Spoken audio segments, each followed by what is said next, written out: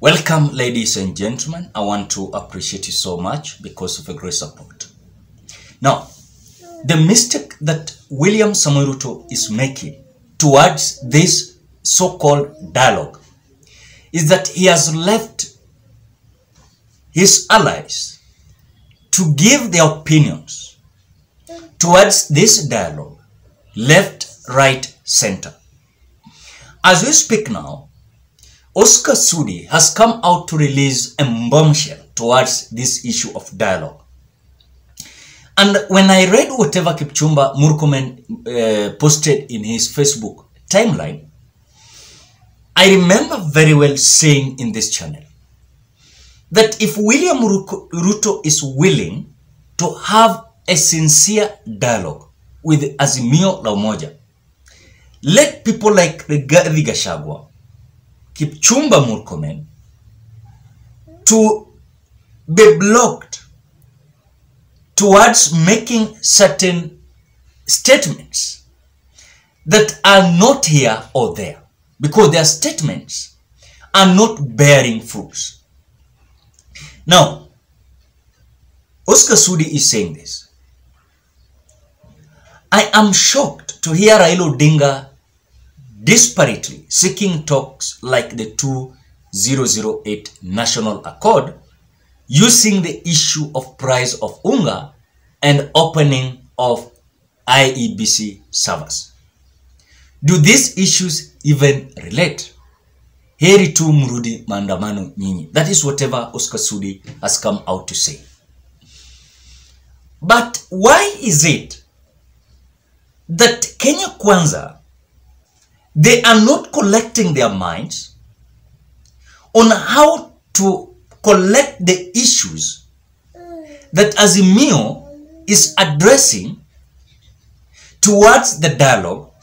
Yet for them, today you will listen to Moses Kuria saying what he understands about dialogue. You will listen to Eden Duale speaking about dialogue in his own version. You will hear Kimani Ichung'wah talking about dialogue in his own opinion. The same to Sudi will speak towards the dialogue the way he understands dialogue in his mind.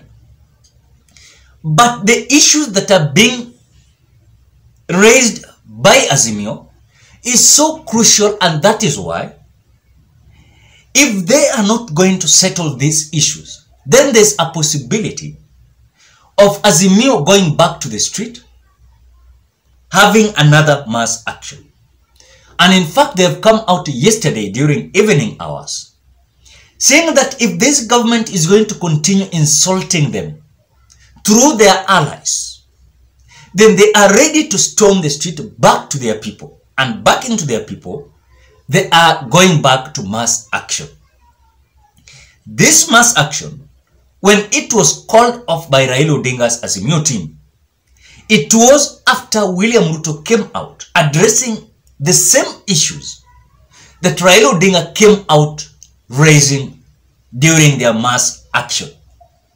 So these people like Sudi, who never even read the speech of William Ruto, their president, on Sunday, where he came out very clear, saying that his door was open, he's ready to listen and also to talk on the issues or have a conversation on issues that are affecting Kenyans.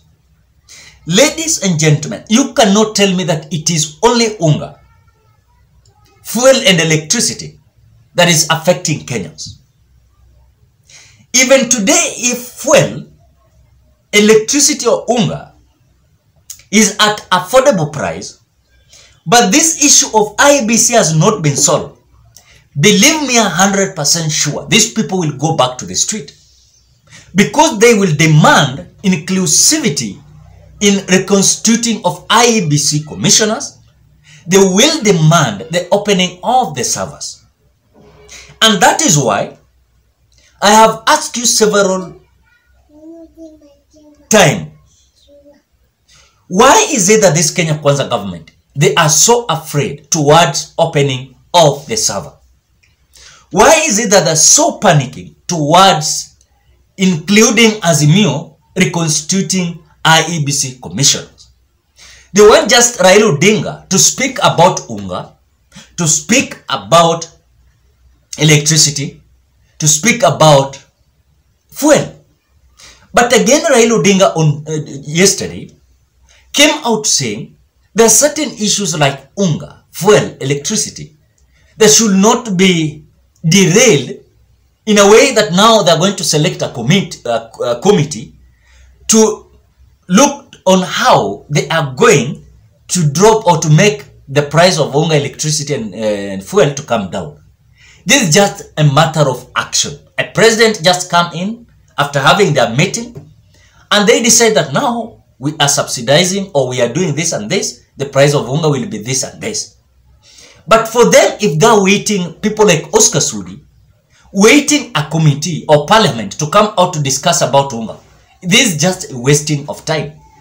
The reason of dialogue that it was thrown to parliament through a bipartisan was after William Ruto noticed that the direction that Raila Odinga was taking was a direction that was going to destabilize his government and also the economy of the Republic of Kenya.